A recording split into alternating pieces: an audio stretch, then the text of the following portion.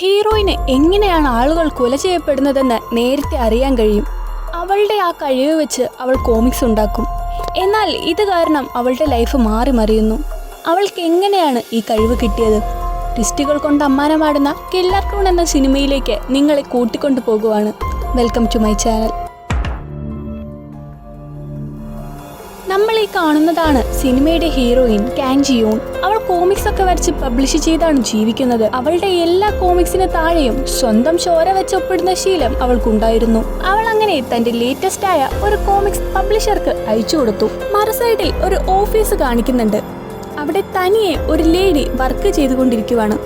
ഇതാണ് ആ പബ്ലിഷർ. അവരൊരു കോഫി കുടിച്ചുകൊണ്ട് കാങ്ങിന്റെ കോമിക്സ് കാണാനായി തുടങ്ങി. എന്നാൽ അത് കണ്ടു തുടങ്ങിയതും അവളുടെ ഉള്ളൊന്ന് കാളി. കാരണം കമ്പ്യൂട്ടറിൽ അവർ കണ്ടത് അവരുടെ ജീവിതം തന്നെയാണ്. അവർ മറക്കാൻ ആഗ്രഹിക്കുന്ന അവരുടെ കുട്ടിക്കാലം. കുട്ടിയായിരുന്നപ്പോൾ അവരുടെ അമ്മയുടെ മുഖം കാരണം അവർ ഒരുപാട് ബുള്ളിയിങ് അനുഭവിച്ചിരുന്നു. അതുകൊണ്ട് തന്നെ ആ കുട്ടി ഡയറിയിൽ എനിക്കിനി കളിയാക്കലുകൾ സഹിക്കാൻ വയ്യ, അമ്മ എങ്ങനെയെങ്കിലും ഒന്ന് മരിച്ചു പോയിരുന്നെങ്കിൽ എന്നെഴുതി അമ്മയുടെ ഫോട്ടോ കുത്തിവരച്ചു. അമ്മ ആ ഡയറി വായിച്ച് ഒരുപാട് സങ്കടപ്പെട്ടു. താൻ കാരണം തന്റെ മോളിനെ ആരാലും കളിയാക്കപ്പെടേണ്ട എന്ന് തീരുമാനിച്ച അമ്മ സൂയിസൈഡ് ചെയ്യുവാണ്. തന്റെ അമ്മ ശ്വാസം പിടയുന്നത് കണ്ട് കുട്ടി അങ്ങോട്ട് ഓടി വന്ന് അവരെ സഹായിച്ചു.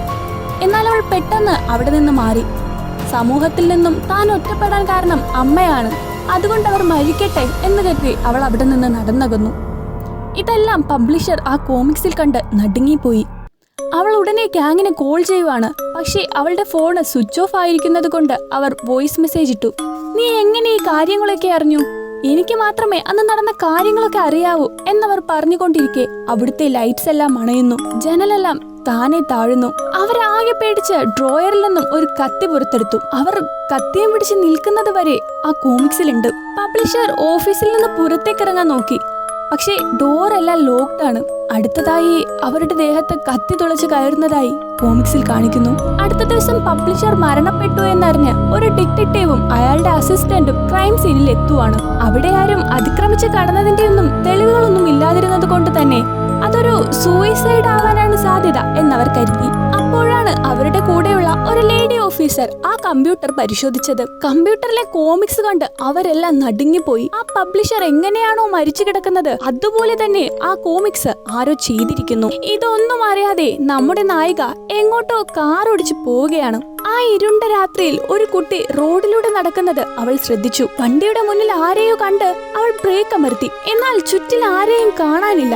ഇതിനെ എനിക്ക് തോന്നിയതാണോ എന്ന് കരുതി അവൾ ഇരിക്കുമ്പോ ആരോ ഡോറിൽ തട്ടുന്നു. നോക്കുമ്പോ ആ കുട്ടിയാണ്. രാത്രി ഇങ്ങനെ നടക്കുന്നത് അപകടമാണ്, നീ എങ്ങോട്ടാ മോളെ എന്ന് ചോദിച്ചപ്പോ ഞാൻ അത്യാവശ്യമായി കുറച്ച് സാധനങ്ങൾ വാങ്ങാനായി ഇറങ്ങിയതാണ്, ചേച്ചി എനിക്കൊരു ലിഫ്റ്റ് തരുവോ?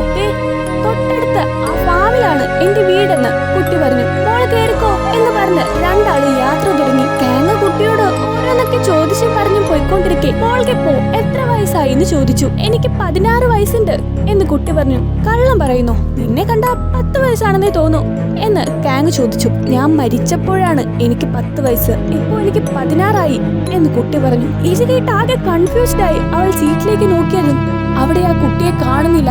ഇത് കണ്ട് പേടിച്ച് അവൾ കാർ നിർത്തി പുറത്തേക്ക് ഇറങ്ങി. അവൾ അങ്ങനെ നിൽക്കുമ്പോ അവളുടെ കയ്യിൽ ആരോ പിടിച്ച് വലിച്ചു. അപ്പോൾ അവളുടെ കയ്യിലുണ്ടായിരുന്ന റിങ് താഴേക്ക് വീണു. അവൾ അലറിക്കൊണ്ട് കാറിലേക്ക് കയറി. കാറിന് മുന്നിൽ കുട്ടിയുടെ പ്രേതത്തെ കണ്ടവൾ ഞെട്ടിപ്പോയി. അടുത്ത സീനിൽ അവൾ കാറിൽ നിന്ന് ഉറക്കമുണരുവാണ്. നടന്നതൊക്കെ സ്വപ്നമായിരിക്കുമെന്നവൾ കരുതി.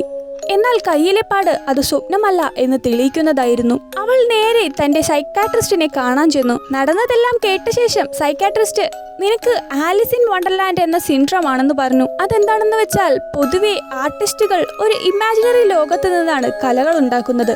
ചിലപ്പോഴൊക്കെ ഇമാജിനറിയും റിയൽ വേൾഡുമായി കൊളൈഡ് ചെയ്ത് പല ഹാലൂസിനേഷനും തോന്നും. സ്ട്രെസ് എടുക്കാണ്ട് നന്നായി റെസ്റ്റ് എടുത്താൽ ഇത് മാറിക്കോളും എന്നവർ പറഞ്ഞു. പബ്ലിഷറിന്റെ മൃതദേഹം പരിശോധിച്ച ഡോക്ടർ അവരുടേത് സൂയിസൈഡ് തന്നെ ആയിരിക്കുമെന്ന് പറഞ്ഞു. കാരണം അവരുടെ ദേഹത്ത് ആഴത്തിൽ കത്തി വെച്ച് കുത്തിയ മുറിവുകളുണ്ട്. ക്രൈം സീനിൽ ഉണ്ടായിരുന്ന കത്തിയിൽ ആ സ്ത്രീയുടെ ഫിംഗർ പ്രിന്റ്സ് മാത്രമേ ഉണ്ടായിരുന്നുള്ളൂ. എന്നാൽ ഇത്രയൊക്കെ തെളിവുണ്ടായിരുന്നിട്ടും ഡിറ്റക്റ്റീവ് അതൊരു കൊലപാതകം തന്നെയാണെന്ന് ഉറച്ചു വിശ്വസിച്ചു. അതുകൊണ്ട് അയാൾ ചീഫ് ഓഫീസറിനോട് പോയി ഈ കേസ് ഞാൻ തെളിയിക്കാം, ഇതുവഴി നമുക്ക് ഒരുപാട് പേരും പ്രശസ്തിയും കിട്ടുമെന്ന് പറഞ്ഞു. അങ്ങനെ അവർ വീണ്ടും കേസ് അന്വേഷണം തുടങ്ങി. നമ്മുടെ അസിസ്റ്റന്റ് ഡിറ്റക്റ്റീവ് ഈ സമയം കൊണ്ട് മരിച്ചുപോയ സ്ത്രീയുടെ അവളുടെ വീട്ടുകാരെയും ഫ്രണ്ട്സിനെയും കോണ്ടാക്ട് ചെയ്തപ്പോ അവർക്ക് സ്വയം സൂയിസൈഡ് ചെയ്യാനും മാത്രം പ്രശ്നങ്ങളൊന്നും ഉണ്ടായിരുന്നില്ല എന്നറിഞ്ഞു. നമ്മള് തെളിവൊന്നും കിട്ടാണ്ട് ഈ കേസ് എങ്ങനെ സോൾവ് ചെയ്യാനാ? ഈ കേസ് സൂയിസൈഡ് ആണെന്ന് പറഞ്ഞ് കേസ് ക്ലോസ് ചെയ്യാന്ന് അസിസ്റ്റന്റ് പറഞ്ഞു. എന്നാലും ഡിറ്റക്റ്റീവ് അതിന് കൂട്ടു നിൽക്കുന്നില്ല. ഇതൊന്നും അറിയാതെ നമ്മുടെ നായിക സ്വിമ്മിംഗ് പൂളിൽ കിടക്കുവാണ്. അപ്പോ ഡോർബെല്ലിന്റെ ശബ്ദം കേട്ടു. അവൾ ചെന്ന് നോക്കുമ്പോ പബ്ലിഷർ അവിടെ നിൽക്കുന്നു. ഓ, നിങ്ങളായിരുന്നോ? എന്താ ഈ നേരത്ത്? വാ, അകത്തേക്ക് കയറിയിരിക്കാം എന്ന് പറഞ്ഞ് അവൾ തിരിഞ്ഞു നോക്കിയതും മുഖം മുഴുവൻ ചോരയായി ഒരു കണ്ണ് കുത്തിക്കേറിയ മുഖത്തോടെ പബ്ലിഷർ നിൽക്കുന്നു. പെട്ടെന്ന് അവൾ കണ്ണു തുറന്നു. ഇതെന്താ ഇങ്ങനെയുള്ള സ്വപ്നമൊക്കെ ഞാൻ കാണുന്നെന്ന് വിചാരിച്ച് അവൾ എഴുന്നേൽക്കാൻ ശ്രമിച്ചു.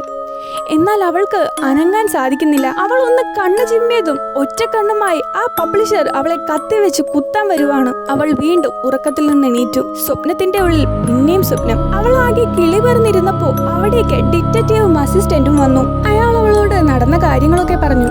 ഇതെങ്ങനെയാണ് നീ വരച്ച പോലെ തന്നെ അവർ മരണപ്പെട്ടത്? എന്തിനാണ് അവർ നിന്നെ കോൾ ചെയ്തത്? നിനക്ക് ഇവരുടെ മരണത്തിൽ പങ്കുണ്ടോ എന്നൊക്കെ ഡിറ്റക്റ്റീവ് അവളോട് ചോദിച്ചു. കൂടാതെ അയാൾ പബ്ലിഷറുടെ ഓട്ടോപ്സി ഫോട്ടോസ് കാണിച്ച് ഈ മുറിവുകൾ കണ്ട് ഇത് ആത്മഹത്യയാണെന്ന് എനിക്ക് വിശ്വസിക്കാൻ കഴിയില്ല. നിങ്ങൾക്ക് ഇതിനെക്കുറിച്ച് എന്തെങ്കിലും അറിയുമെങ്കിൽ പറയൂ എന്ന് പറഞ്ഞു. എന്നാൽ ആ കോള് താൻ എടുത്തിട്ടില്ലെന്നും ഈ കാര്യങ്ങളൊന്നും താൻ അറിഞ്ഞിട്ടില്ലെന്നും അവൾ പറഞ്ഞു. തിരിച്ച് ഓഫീസിൽ വന്ന ഡിറ്റക്റ്റീവ് പബ്ലിഷർ അവസാനമായി അയച്ച വോയിസ് മെസ്സേജ് കേൾക്കുവാണ്. അവർ പറഞ്ഞുകൊണ്ടിരിക്കെ തന്നെ വോയിസ് ബ്രേക്ക് ആവുന്നതായും കാണിക്കുന്നുണ്ട്. അന്ന് രാത്രി അസിസ്റ്റന്റ് ചെക്കൻ ഒരു ഡയറി കാണിക്കുന്നുണ്ട്. പബ്ലിഷറിന്റെ കുട്ടിക്കാലത്തെ ഡയറിയാണത്. ഡയറിയിൽ ഉള്ളതുപോലെയാണ് കാങ് ആ കോമിക്സ് ഉണ്ടാക്കിയിരിക്കുന്നത്. ഇതേ സമയം അവൾ വരച്ച വേറൊരു കോമിക്സ് കൂടി റിയൽ ആയിട്ട് നടക്കുവാണ്. ഒരു പത്തോളജിസ്റ്റ് കത്തിക്കരിഞ്ഞ ഒരു ബോഡിയെ പോസ്റ്റ്മോർട്ടം ചെയ്യാനായി റെഡിയാക്കുമായിരുന്നു. അയാൾ തിരിഞ്ഞു നോക്കുമ്പോ ആ ബോഡിയുടെ പൊസിഷൻ ചേഞ്ച് ആവുന്നുണ്ട്. കള്ളു കുടിച്ചത് കാരണം സ്വയം തോന്നുന്നതാകുമെന്ന് അയാൾ കരുതി. അപ്പോ അയാളുടെ ടാബിൽ നിന്ന് ഒരു സൗണ്ട് കേട്ടു. അയാൾ അത് തുറന്നു നോക്കിയപ്പോ അയാളുടെ ലൈഫിൽ നടന്നതും നടക്കുന്നതുമായ കാര്യങ്ങൾ ഒരു കോമിക്സ് പോലെ അതിൽ കാണിക്കുന്നു. അയാൾക്ക് കിടപ്പിലായ ഒരു ഭാര്യയുണ്ടായിരുന്നു. അവരെ ടേക്ക് കെയർ ചെയ്ത് ഇയാൾക്ക് മടുത്തിരുന്നു. അങ്ങനെ അവസാനം അവര് മരിക്കുകയാണ്. ഭാര്യയെ ഓട്ടോപ്സി ചെയ്യാനായി കിടത്തിയപ്പോൾ അവളുടെ കണ്ണനങ്ങുന്നത് അയാൾ ശ്രദ്ധിച്ചു. അയാളുടെ അസിസ്റ്റന്റ് ഇതറിയാതിരിക്കാനായി താനത് ഒറ്റയ്ക്ക് ചെയ്തോളാമെന്ന് പറഞ്ഞ് അസിസ്റ്റന്റിനെ പുറത്താക്കി. അവൾ ഇനിയും ജീവിച്ചാൽ തന്റെ ജീവിതകാലം മുഴുവൻ അവളെ ശുശ്രൂഷിച്ച് തീരുമെന്ന് മനസ്സിലാക്കി അയാൾ അവളെ കൊന്നു. ഇനിയും ഇവിടെ നിന്നാൽ ശരിയാവില്ലെന്ന് മനസ്സിലാക്കി അയാൾ അവിടെ നിന്ന് രക്ഷപ്പെടാൻ തീരുമാനിച്ചു. എന്നാൽ അയാളുടെ ഷർട്ട് ആ ഡെഡ് ബോഡി പിടിച്ചു. അയാൾ അത് കണ്ട് പേടിച്ചു നിന്നപ്പോ അവിടെ നിന്നും കുറെ ശബ്ദം കേൾക്കുകയും ഒരുപാട് ചോര അവിടേക്ക് ഒഴുകുകയും ചെയ്തു. അവിടെ ഒരു ലോക്കർ താനെ തുറന്നു വന്നു. അയാൾ അതിനുള്ളിൽ ആരാണെന്നറിയാനായി ലൈറ്റർ കത്തിച്ചു നോക്കി. അയാൾ അതിനുള്ളിൽ കുടുങ്ങിപ്പോയി. പെട്ടെന്നൊരു ഡെഡ് ബോഡി അയാളുടെ നേർക്ക് വന്നു. അതിലുണ്ടായിരുന്ന തുണിയെല്ലാം അഴിഞ്ഞ് താനെ അയാളുടെ ദേഹത്തേക്ക് വലിഞ്ഞു മുറുകാൻ തുടങ്ങി. ആ ഡെഡ് ബോഡി അയാളുടെ മരിച്ചുപോയ ഭാര്യയുടേതാണ്. തന്റെ കോമിക്സിലുള്ളതൊക്കെ ശരിയാണോ എന്നറിയാനായി ഹീറോയിൻ തന്റെ കോമിക്സ് നോക്കി അയാളുടെ സ്ഥലം ലക്ഷ്യമാക്കി വന്നു. അവൾ അയാളെ ലോക്കറിൽ നിന്ന് പുറത്തെത്തിച്ചു. എന്നാൽ അയാളുടെ ഭാര്യ അയാളെ കഴുത്ത് തിരിച്ചു കൊല്ലും. നമ്മുടെ ഡിറ്റക്റ്റീവും ആ കോമിക്സ് കണ്ട് അവിടെ എത്തുന്നുണ്ട്. അയാൾ നോക്കുമ്പോൾ നായിക മാത്രമാണ് ആ ഡെഡ് ബോഡിയുടെ അടുത്തിരിക്കുന്നത്. അവരവളെ അവിടെ നിന്ന് അറസ്റ്റ് ചെയ്തു കൊണ്ടുപോയി. നിങ്ങളുടെ കോമിക്സ് പോലെ തന്നെ കാര്യങ്ങളൊക്കെ നടക്കുന്നത് എന്തുകൊണ്ടാണ്?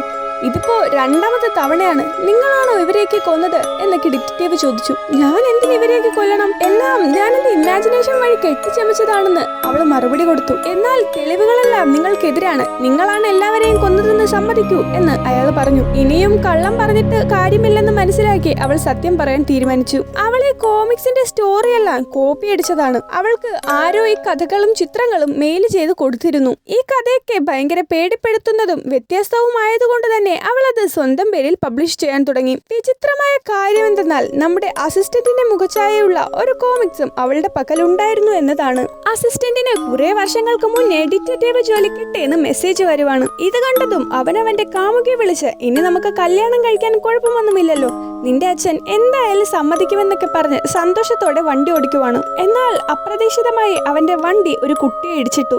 അവൻ ഉടനെ രക്ഷിക്കാനായി ഇറങ്ങി. എന്നാൽ താനാണ് ഇടിച്ചതെന്ന് ആരേലും അറിഞ്ഞാൽ ആ കുട്ടി എങ്ങാനും മരിച്ചു പോയാൽ ജോലിയും പെണ്ണും എല്ലാം പോവും.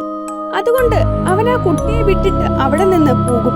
ഈ കുട്ടിയാണ് അന്ന് നമ്മുടെ നായിക കണ്ടത്. അസിസ്റ്റന്റ് ഇത് ആരോടും പറയാതെ അവൻ ഇതിന്റെ കേസ് അന്വേഷിച്ച് പോവാണ്. നായികക്ക് മെയിൽ അയച്ചത് ആരാണെന്ന് കണ്ടുപിടിക്കാനായി അവൻ ലൊക്കേഷൻ ട്രാക്ക് ചെയ്ത് പോയി. ആ അഡ്രസ് ഒരു ബിൽഡിങ്ങിന്റെ ആണ്. അതിന്റെ അടുത്തൊന്നും ആരും ഇപ്പൊ താമസിക്കുന്ന കൂടിയില്ല. അവിടുത്തുകാരനായ ഒരാള് ഇതിന്റെ റീസൺ പറഞ്ഞു കൊടുത്തു. അതായത് പണ്ട് അവിടെ പ്രേതങ്ങളുമായി സംസാരിക്കുന്ന ഒരു കുട്ടി ഉണ്ടായിരുന്നു. അവളുടെ പേര് സുയൂണ്. അവളൊരിക്കെ ഒരു പെൺകുട്ടി മരിക്കുന്നതായി ചുമരിൽ വരച്ചു. ഇവളുടെ സ്ട്രേഞ്ചായ ബിഹേവിയർ കാരണം നാട്ടുകാരെല്ലാം അവളെ വെറുത്തിരുന്നു. അവൾ ഒരു ദിവസം ആ ബിൽഡിങ്ങിന് തീയിട്ട് അവിടെ നിന്ന് ഓടിപ്പോയി. ഈ വിവരങ്ങളൊക്കെ അറിഞ്ഞ് അവർ ആ കുട്ടിയുടെ ഡീറ്റെയിൽസ് എടുത്തു. ഈ കുട്ടി താമസിച്ച അതേ സ്ഥലത്ത് തന്നെയാണ് നമ്മുടെ നായികയും താമസിച്ചത്. ഇവർ തമ്മിൽ എന്തെങ്കിലും ബന്ധമുണ്ടോ എന്നറിയാനായി ഡിറ്റക്റ്റീവ് നായികയും കൂട്ടി അങ്ങോട്ടേക്ക് പോയി. അപ്പോൾ അടുത്ത ഒരു ഫ്ലാഷ് ബാക്ക് കാണിക്കുവാണ്. സുയൂണിനെ എല്ലാവരും അവഗണിച്ചെങ്കിലും കാങ് അവളെ സംരക്ഷിച്ചു. അവര് നല്ല സുഹൃത്തുക്കളായി മാറി. സുയൂണ് വരച്ച പോലെ തന്നെ ആ കുട്ടി അവിടെ മരിക്കുവാണ്. അതുകൊണ്ട് ആ കുട്ടിയുടെ പാരന്റ്സ് അവിടെ വന്ന് വഴക്കുണ്ടാക്കി. അപ്പോഴും കാങ് അവളെ സംരക്ഷിച്ചു. അങ്ങനെ ഒരു ദിവസം കാങ് ഒരു കോൺടെസ്റ്റ് വിൻ ചെയ്തു. അന്ന് ആ ബിൽഡിങ്ങിന് തീ പിടിച്ചു. സുയൂണിനെ അവിടെ കാണാത്തത് കൊണ്ട് അവളാണത് ചെയ്തതെന്ന് നാട്ടുകാർ പറഞ്ഞു. അതിൽ പിന്നെ കാങ് അവളെ കണ്ടിട്ടില്ല. അവർ ആ ബിൽഡിങ്ങിന്റെ ഉള്ളിൽ ഒരു കമ്പ്യൂട്ടർ കണ്ടു. ഇതിൽ നിന്നാണ് ആരോ കാങ്ങിന് മെയിൽ അയച്ചുകൊണ്ടിരുന്നത്. അവർ പിന്നെ ഒരു റെസ്റ്റോറന്റിലേക്ക് പോയി. അവിടെ വെച്ച് സുയൂണാണ് ആ ആളുകളെയെല്ലാം കൊന്നതെന്ന് ഡിറ്റക്റ്റീവ് പറഞ്ഞു. എന്നാൽ അവൾക്ക് അവരെ കൊല്ലേണ്ട ഒരാവശ്യവുമില്ല എന്ന് കാങ് ഉറച്ചു വിശ്വസിച്ചു. അപ്പോ കാങ്ങിന്റെ ഫോണിലേക്ക് സുയൂണിന്റെ പേരിൽ ഒരു മെസ്സേജ് വരുവാണ്. ബിൽഡിങ്ങിലേക്ക് വാ, നമുക്ക് കാണാം എന്ന് പറഞ്ഞിട്ട്. കാങ് ഡിറ്റക്റ്റീവ് കാണാതെ അയാളുടെ കാറും കൊണ്ട് അവിടെ നിന്ന് പോയി. അവൾ അവിടെ എത്തി സുയൂണിനെ വിളിച്ചുകൊണ്ടിരുന്നു. അപ്പോ ആരും അവളെ പിന്നിൽ നിന്ന് അടിച്ചു വീഴ്ത്തി. ഡിറ്റക്റ്റീവ് അസിസ്റ്റന്റിനെ വിളിച്ച് കാങ് രക്ഷപ്പെട്ടു, അവളെ കണ്ടുപിടിക്കണം എന്ന് പറയുന്നുണ്ട്. ആ റെസ്റ്റോറന്റിന് മുന്നിൽ നിന്നല്ല അവള് രക്ഷപ്പെട്ടത്, ഞാൻ പോയി നോക്കാന്ന് അസിസ്റ്റന്റ്. അപ്പോഴാണ് ഡിറ്റക്റ്റീവിന് സംശയമായത്. റെസ്റ്റോറന്റിൽ നിന്നാണ് കാങ് രക്ഷപ്പെട്ടതെന്ന് ഡിറ്റക്റ്റീവ് പറഞ്ഞിരുന്നില്ല. പിന്നെ ഇവനിതെങ്ങനെ അറിഞ്ഞു എന്നതിന് ഒരു കാരണമേ ഉണ്ടായിരുന്നുള്ളൂ. കാങ്ങിനെ തട്ടിക്കൊണ്ടുപോയത് അസിസ്റ്റന്റ് ആണ്. അന്ന് കുട്ടിയെ കാറടിച്ചു കൊന്നത് ഇവൾ എങ്ങനെ അറിഞ്ഞു എന്നറിയാനാണ് അസിസ്റ്റന്റ് അവളെ തട്ടിക്കൊണ്ടുവന്നത്. ഇതൊന്നും താനല്ല വരച്ചത്, സുയൂണാണ് എനിക്ക് അയച്ചു തന്നതെന്ന് അവൾ പറഞ്ഞെങ്കിലും അത് വിശ്വസിക്കാതെ അവൻ കാങ്ങിനെ കൊല്ലാനായി ആഞ്ഞു. അപ്പോ ആരെങ്കിലും എന്നെ രക്ഷിക്കണേ എന്ന് ഒരു കുട്ടിയുടെ കരച്ചിൽ കേൾക്കുവാണ്. അവൻ ആകെ പേടിച്ചു നിൽക്കുമ്പോൾ ആ കുട്ടി അവന്റെ മുന്നിൽ വന്ന് നിന്നു. ഡിറ്റക്റ്റീവ് ഫോൺ ട്രാക്ക് ചെയ്ത് അവരുള്ള സ്ഥലം നോക്കി അവിടെ എത്തി. അസിസ്റ്റന്റ് തോക്ക് സ്വയം തലയ്ക്ക് നേരെ വെച്ചുകൊണ്ടിരിക്കുന്നു. നീ ഇങ്ങനെയൊക്കെ എന്തിനാ ചെയ്യുന്നേ, തോക്ക് താഴെയിടെന്ന് ഡിറ്റക്റ്റീവ് പറഞ്ഞെങ്കിലും ഇത് ഞാനായിട്ട് ചെയ്യുന്നതല്ല, പ്രേതമാണെന്ന് അവൻ പറഞ്ഞു മരിച്ചു വീണു. അസിസ്റ്റന്റിന്റെ മരണകാരണം പ്രേതമാണെന്ന് മീഡിയക്കാരോട് പറഞ്ഞ് പോലീസിന്റെ വില കളയരുതെന്ന് മേലുദ്യോഗസ്ഥ ഡിറ്റക്റ്റീവിനോട് പറഞ്ഞു. ഇതെല്ലാം കഴിഞ്ഞ് ഡിറ്റക്റ്റീവ് നായിക വരച്ച വേറൊരു കോമിക്സ് കാണുവാണ്.